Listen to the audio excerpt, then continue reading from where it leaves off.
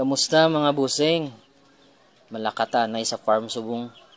Upod ko gali si Pastor RJ. Nagsakay kami sa iya nga motor. Kaya makadto kami sa farm. Ang iya kilala, mabakal kami sa ulod. Patisting ko sa akon nga mga syamo kung makaon sila. Kay high rich in protein ni siya nga mga ulod.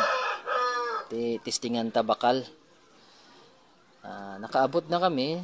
Sang pag-abot na akon, nakita ko ni ang mga pellets nga ginabulad nila sa init.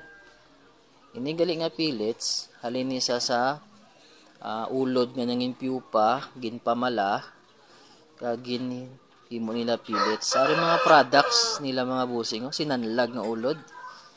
Nabutang sa garapon. Ambot ano ni ginakaon ni kuno consumable ni kuno mga busing, pero I don't know kung wala pa ako na testing. Ari ang mga piupa nga mga ginapamala nila. Ginapamala nila, ginabutang nila sa drum. Ready na ni sila nga i-process para himuon pellets. Ari mga busing, nakabakal kita daw 3 kilo.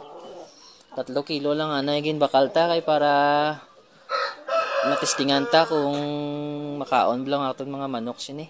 Ibutang ni Pastor RJ ang atil pa massage ko no. Good day sa tanan.